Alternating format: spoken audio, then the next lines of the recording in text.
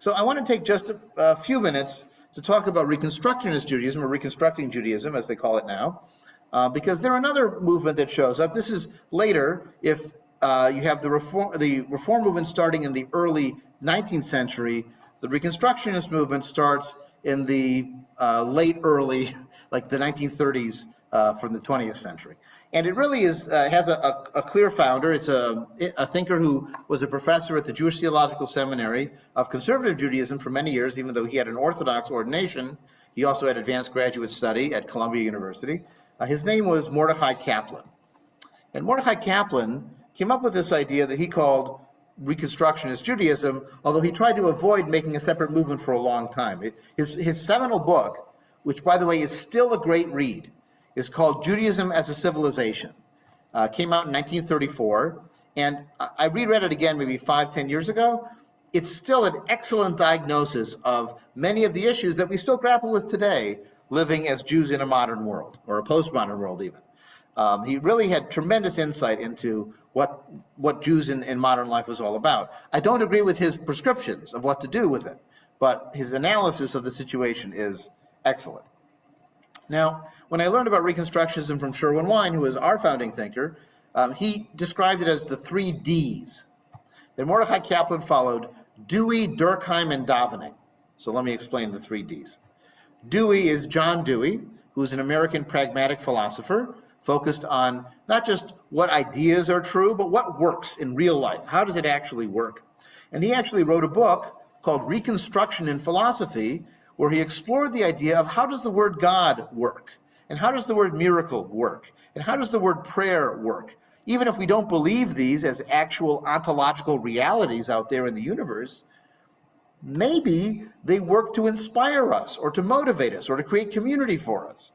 And so we have to just reconstruct what they mean so that they fit our beliefs, but still have that motivating force and that binding force, plus the idea of legacy and saying the same words has a value to it as well.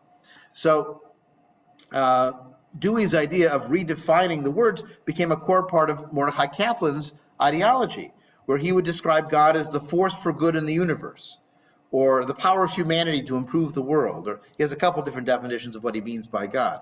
And same thing for prayer, and same thing for the kingdom of God means people being in charge of their own life. And so he would go through and try to redefine things. Now, the Hebrew would stay as much the same as possible, but there were some things that did have to change, as we'll talk about. But in general, the idea was you could redefine the words. You can say the old words, but mean something new by what you're saying. That's the reconstruction part. So Dewey is D number 1. D number 2 is Durkheim, which is Emile Durkheim, the sociologist of religion, who studied a variety of cultures and tried to figure out what are the core ideas of the culture as expressed through their religion. In fact, for Durkheim, religion is an articulation of the core beliefs and values of a culture. So much so that there are core elements in those religions that define that culture. Now, remember the title of Kaplan's book, Judaism as a Civilization? He believed that Jewishness was an evolving culture and civilization, but the building blocks of that were what he called the sancta, the holy elements that are built into the structure of Jewish life. So whether it's keeping kosher, or the prayer service, or how you observe Sukkot with the sukkah and the lulav and the etrog, these are the holy rituals and items that we may have to redefine, but we have to keep them somewhat traditional so that we're part of that long evolving culture and maintain those religious building blocks and are part of a broad Jewish people. Part of the reason Kaplan rejected forming a separate movement was he didn't want a separate movement. He wanted just Jewish, just everybody together. In fact, Kaplan was one of the innovators of the idea of a Jewish center, what we today call the Jewish Community Center.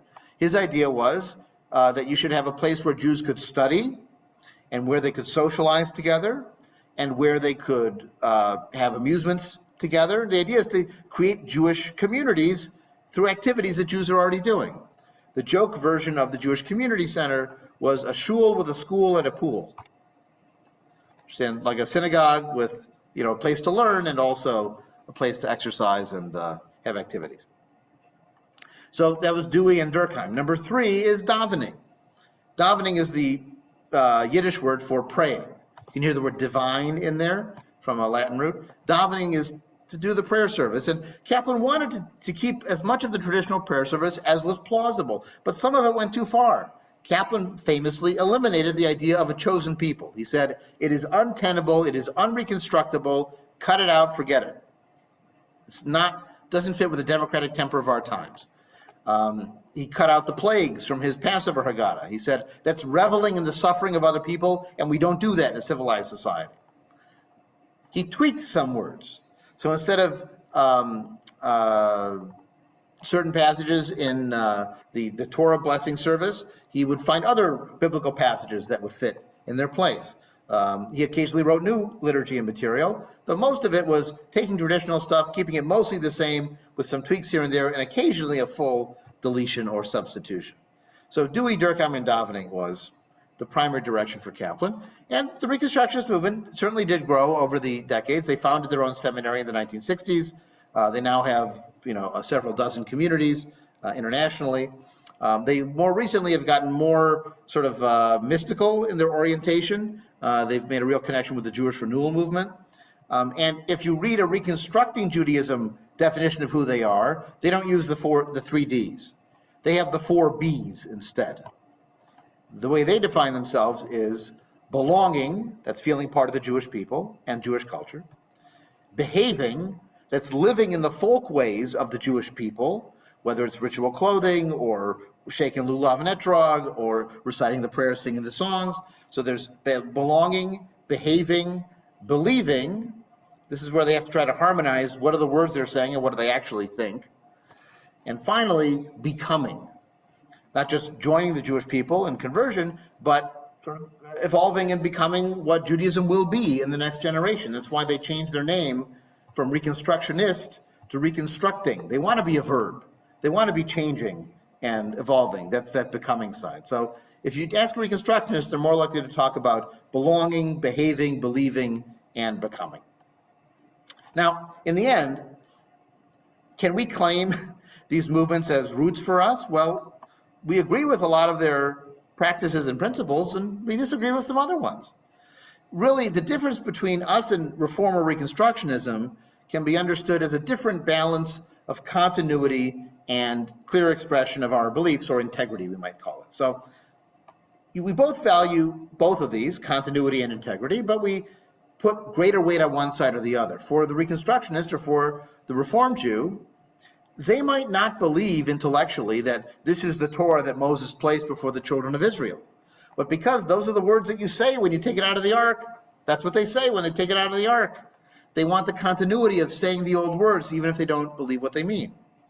Now, we value continuity too. We sing Hine Matov, Hivenu Shalom Aleichem. We've got plenty of traditional Jewish songs in our repertoire. But if we don't believe that God is making peace only for Israel in his heights, we're going to change the words. And we'll say, instead of Oseh Shalom, he makes peace, we sing Naaseh Shalom, we make peace. And not just Al Kol Yisrael, for all Israel, but for Kol HaOlam, for all the world. So we're willing to tweak and make changes more so, even in the Hebrew, than the Reformer or the Reconstructionists are willing to do, because for us, the balance tips to the integrity side. We want to say what we believe and believe what we're saying, even if we lose some of the continuity or we have to create new things. We both value both, but we value them differently. For them, the continuity is more important. For us, the integrity is more important. So that's a quick overview of these different movements. We'll take a quick look at our discussion questions in a moment, but I wanted to stop here and ask if there are any comments or questions before we do that. Okay. So let's jump to here. Back to here. Okay.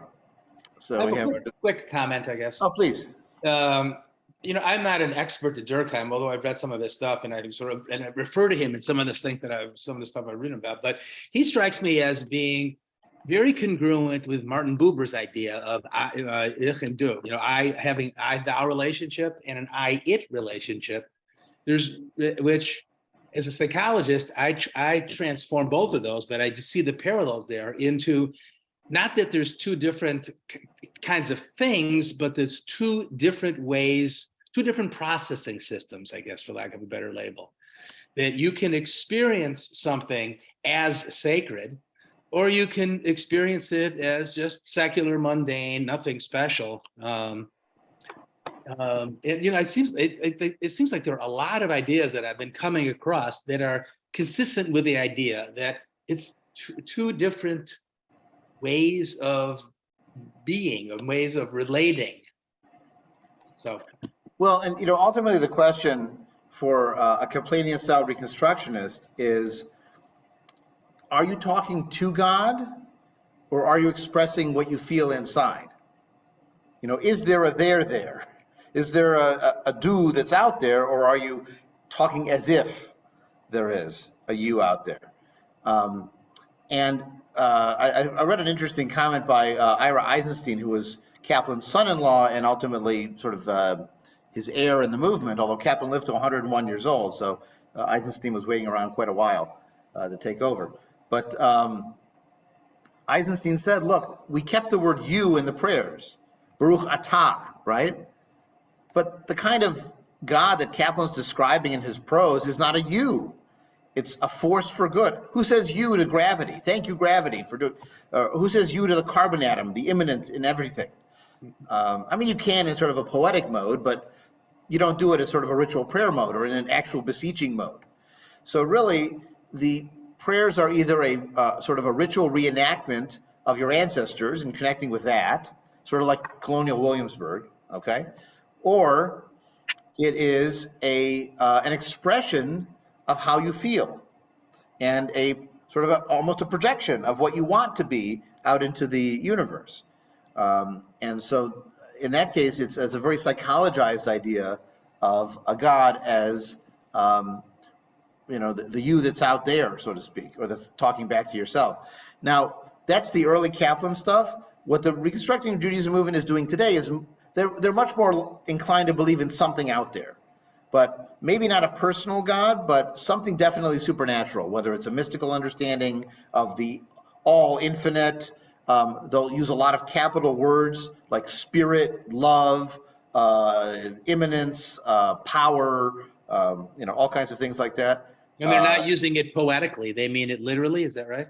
But a lot of them do actually believe there is a there that they're connecting with in some way. Not an old guy on a throne telling you what to eat and what not to eat, but definitely some kind of ontological reality on some plane.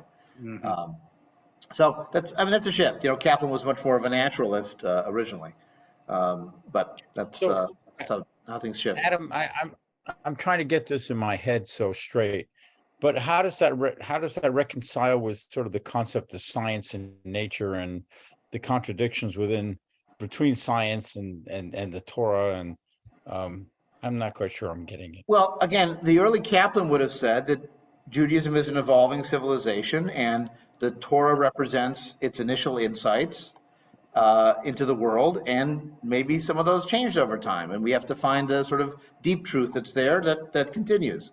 But again, he didn't see a God mechanically writing the Torah like you'll see in some Orthodox stories. When you go in a more mystical direction, a la Jewish renewal, then you say that there are deeper truths to the Torah than just science. Science is the surface, but there's a real reality below that reality, beyond that reality, that you can only experience through meditation and ritual recitation of things, sort of detaching the rational mind and experiencing things emotionally, sending your spirit out into the world to see what it finds. This is New Age religion, but it's also old style mysticism, and well, it's not a Sufi. It's kind of Sufism in a way. Oh, yeah. The medieval Jewish Kabbalah, from the Zohar and so on, has a lot of parallels to Sufism as well. And this, they're both medieval style mystical practices. Bron? Well, just to respond to Larry, that believing in that the there doesn't necessarily have to be an intervener, and the there doesn't even have to be a place in this universe. There are theological versions where this universe is the cloak of the there. There's all kinds of ways that you can fold it and to make it so that that love, that inspiration is You know, it doesn't necessarily have to even be something that can intervene in or be part of the origin of anything. And there's also passages that try to harmonize Jewish mystical thought with science. So there's a book called Kabbalah and the Big Bang, which is trying to draw parallels between what the Big Bang says happened and how Kabbalah describes a shattered universe that God has to reconstruct, and and other things like that. So, I mean, you can try to harmonize those two fields. Like, people are clever; they can harmonize a lot of things, but we might take a different approach to it. And so, again, this is a case where we have a common origin point. In fact, in our anthology, Judaism in a Secular Age, we included Mordechai Kaplan, where he's talking about an evolving religious civilization as one of our origins.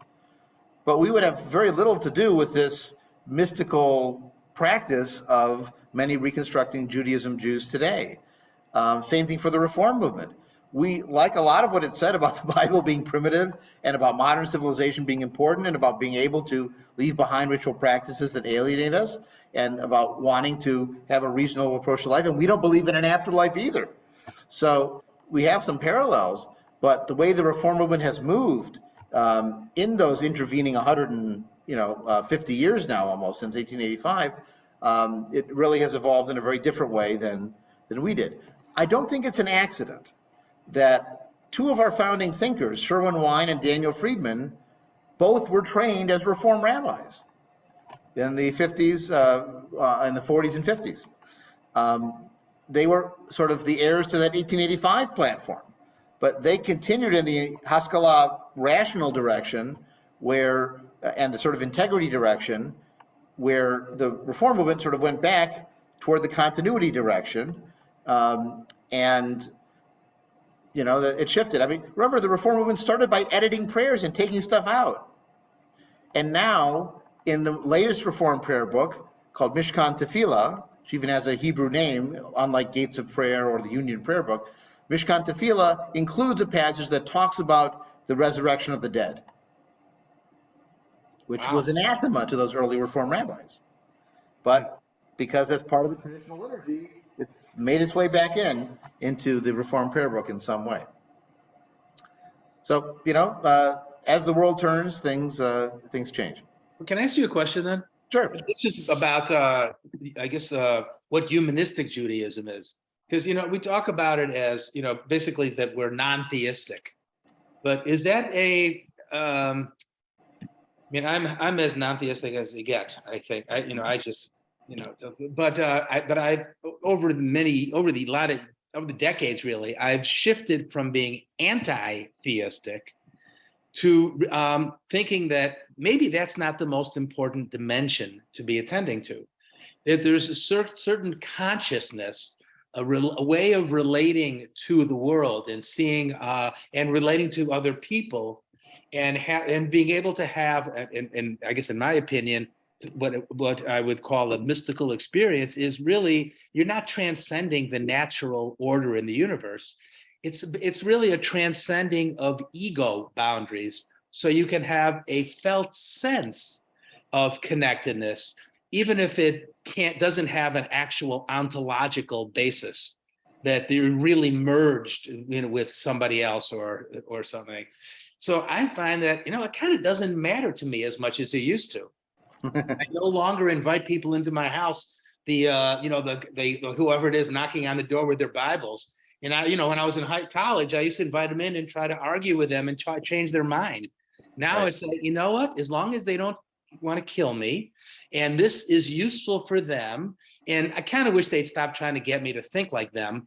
But if it works for them, I'm okay with it. I don't agree with their metaphysics, but it doesn't seem like such an important thing. So I can think of myself as a humanistic Jew, but in a way that even incorporates that somebody could be a believer and still be a humanistic, as long as it's not all about the belief system.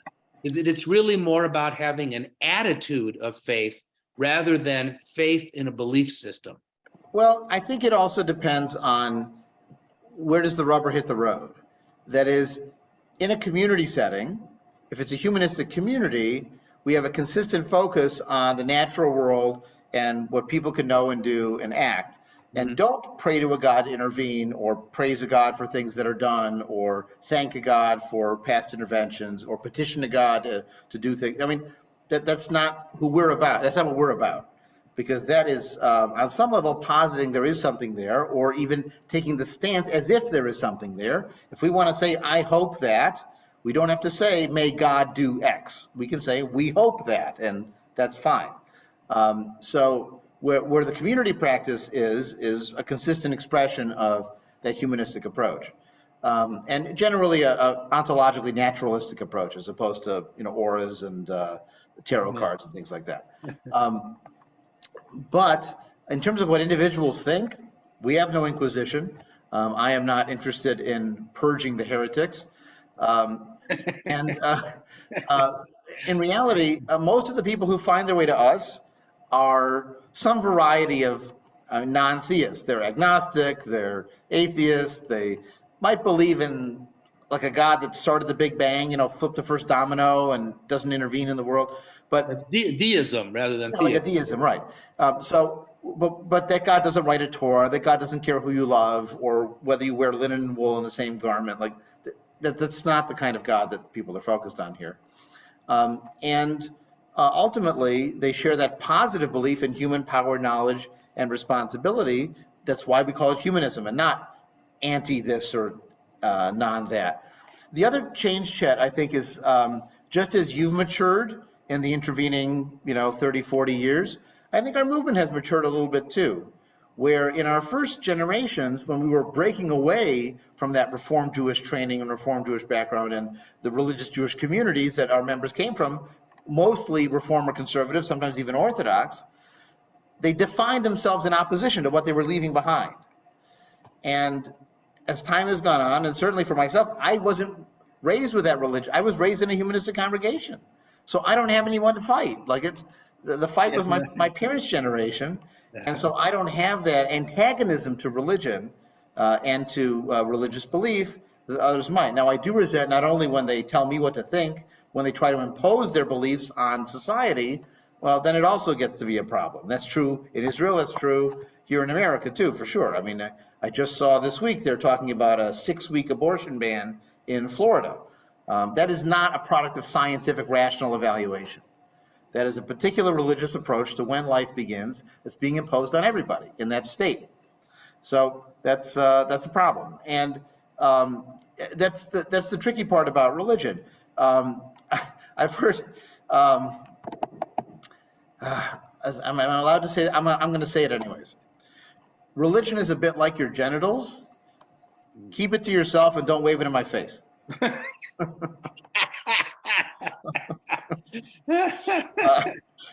I mean, in a sense, it's like it's. Remember that be a man in the street and a Jew in your tent. Yeah. Keep your religion to yourself, right? Don't impose it on me, and that's fine. So if people want to believe in one God, 3 gods, 30 gods, doesn't as I think it was Thomas Jefferson said, it doesn't pick my pocket or bloody my nose. Like, that doesn't bother me what you think to yourself.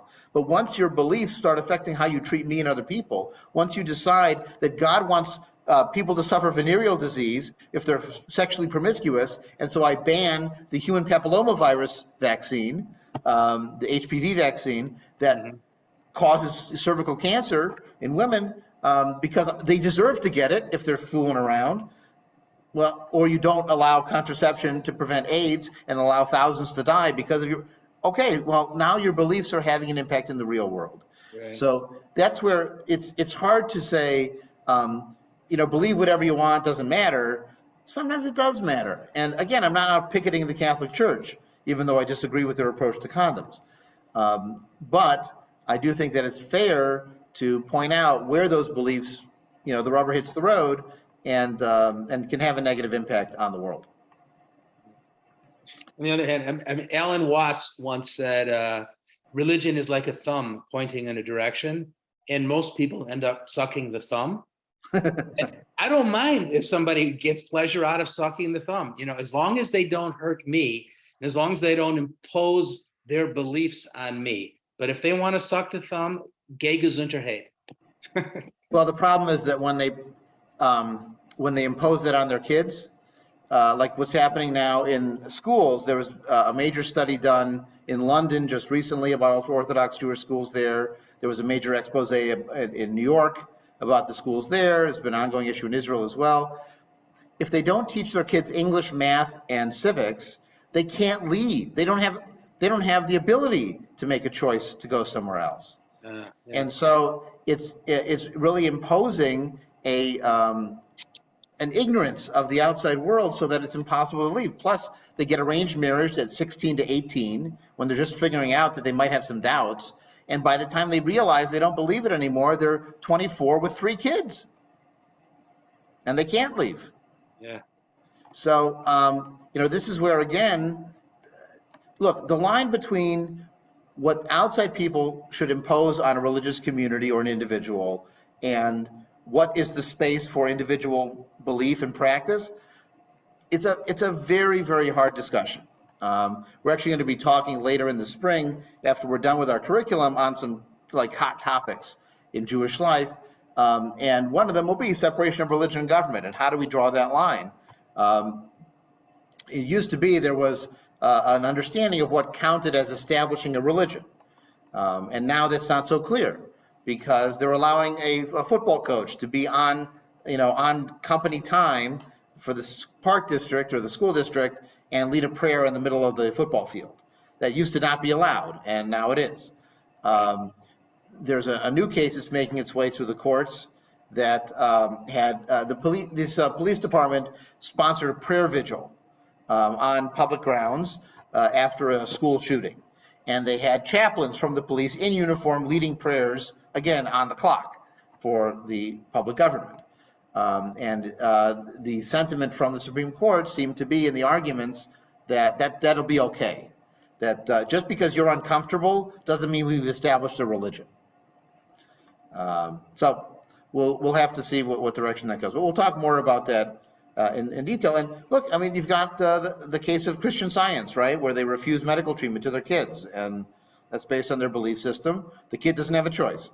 And historically, society has intervened to save the kid, even though it violates the parents' beliefs. So it gets tricky. When we're all like nice liberal Protestants who just have different opinions on things, that's fine, right? When it gets into the sticky areas of freedom and choice and self-determination, then it gets harder to be so ecumenical. Yeah, makes sense. So anyways, we're sort of out of time for tonight. We're not going to get into our discussion questions necessarily. The previous time I taught this class, I think we did go through some of the discussion questions. So when I put the video up, I'll put up a sort of cropped version of that other video. And so you'll have a chance to see some of the explorations of the discussion questions. Some of them we talked about for sure, but others might be interesting to look at. So stay tuned for the video for that.